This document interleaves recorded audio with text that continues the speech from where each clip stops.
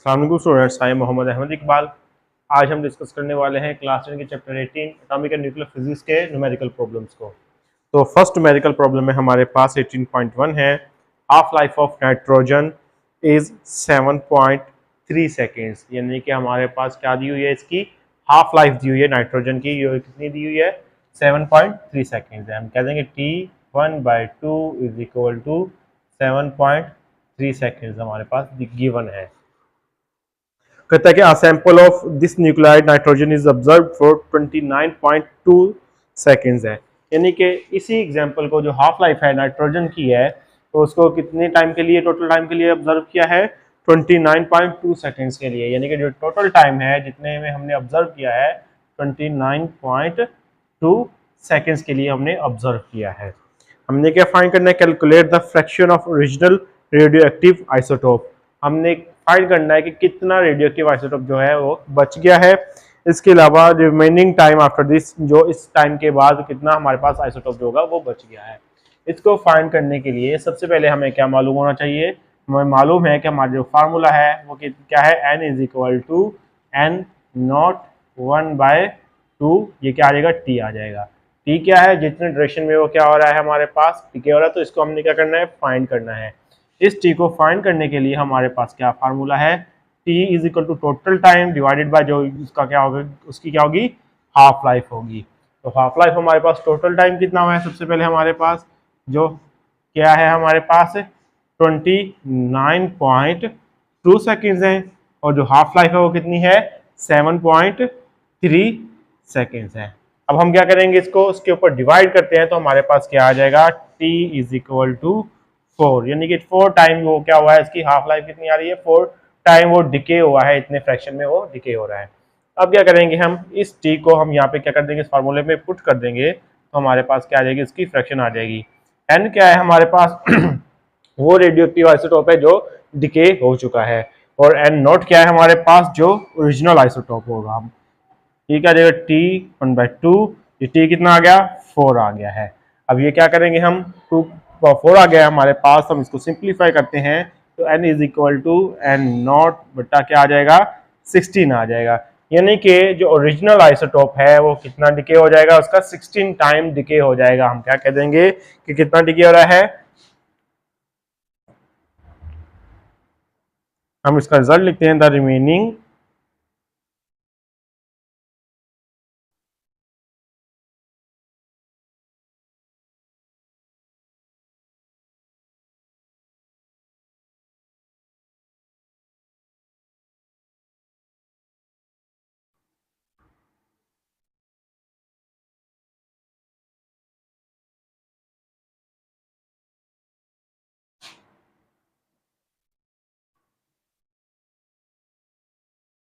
Sixteen के वो कितना हो गया, 1/16 होगा हमारे पास। ये क्या आ जाएगा, हमारा इसका रिजल्ट निकल आएगा। आगे हमारे पास नेक्स्ट न्यूमेरिकल है 18.2 है। वो कहता है कि cobalt 60 is radio active element with half life of 5.25 years. यानी कि कोबाल्ट 60 है, उसकी हाफ लाइफ कितनी है, हम यहाँ पे लिखते हैं,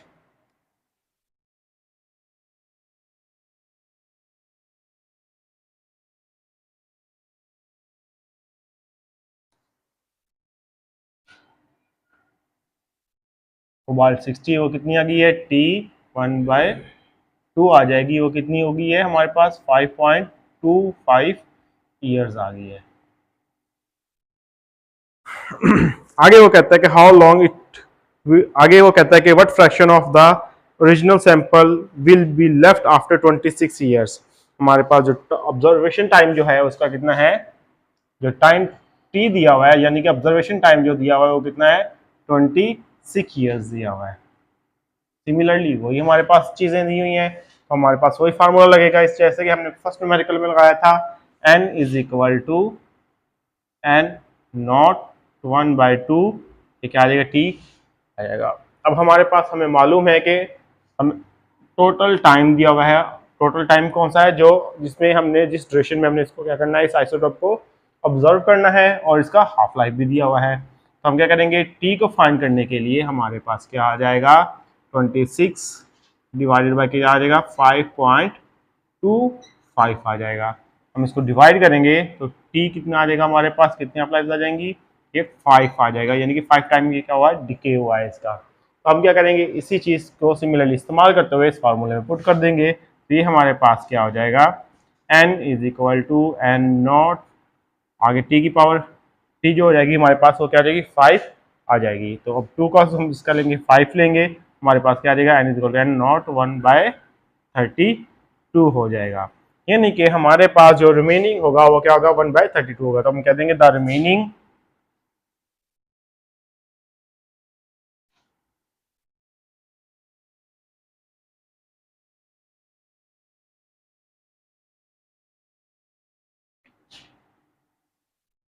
इज 1/32, यानी कि उसका 32th फ्रैक्शन हमारे पास वो क्या रह जाएगा, इसके पास बाकी रह जाएगा।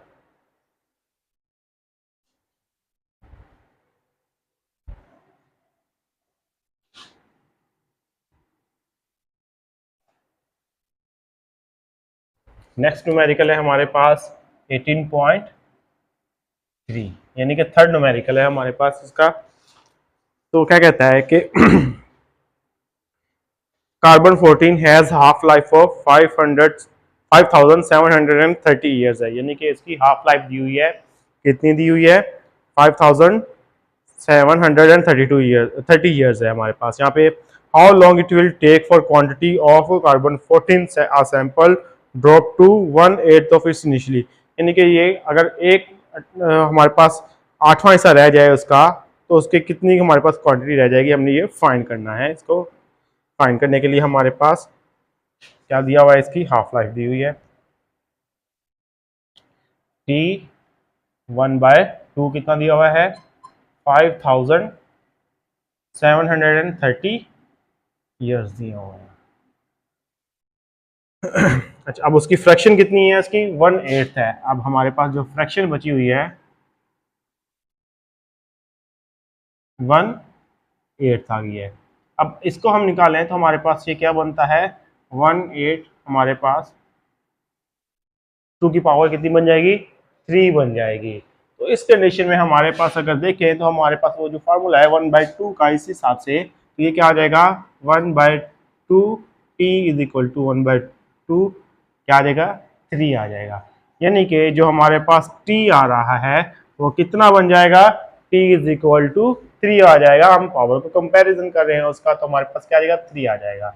इसी तरह हमारे पास ये क्या फार्मूला बन जाएगा, T is equal to T, हमने टोटल टाइम फाइंड करना है इसका, तो टोटल टाइम फाइंड करने के लिए T is equal to 1/T2 आ जाएगा, यानी कि टोटल टाइम आ गया हमारे पास जिसमें हमने ऑब्जर्व करना है।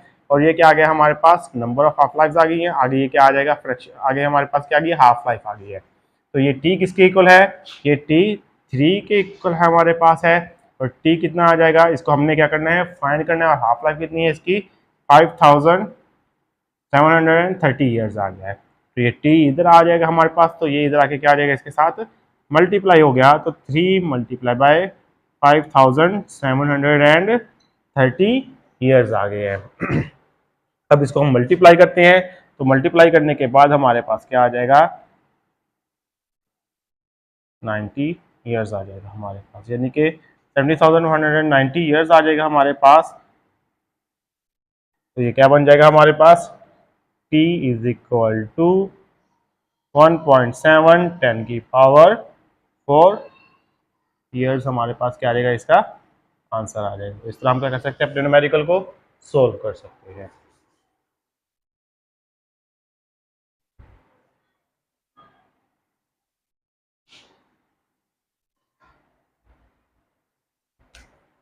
नेक्स्ट न्यूमेरिकल है हमारे पास 18.4 है, यानी कि हमारे पास इसका फोर्थ न्यूमेरिकल है।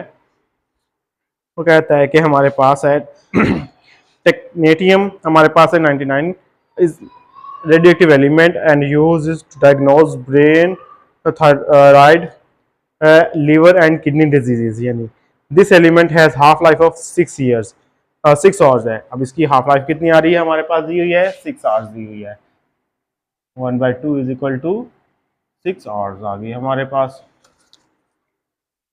अब वो कहता है कि हमारे पास है if there is 200 milligram of this technetium, हमारे पास कितना आ रहा है, इसका दिया हुआ है इसका टोटल अमाउंट 200 mg दिया हुआ है हमारे पास है, मिलीग्राम दिया हुआ है।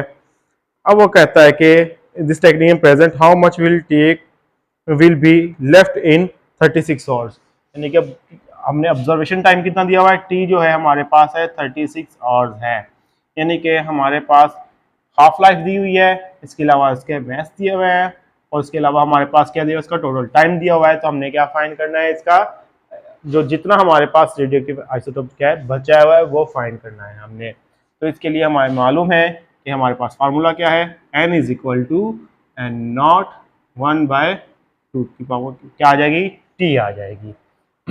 n क्या है, वो है रेडियोएक्टिव आइसोटोप जो क्या हुआ है, डिके हो चुका है, और n नॉट क्या है, जो हमारे पास ओरिजिनल अमाउंट पड़ी है उस आइसोटोप की या रेडियोएक्टिव एलिमेंट की। तो अब टी क्या है, हमारे पास जितने नंबर ऑफ फ्रैक्शन होंगे या जितना नंबर उसके क्या हुआ है हाफ लाइफ की गुजरी है, जितनी हाफ लाइफ गुजरी है उसके, वो हमने फाइंड करना है।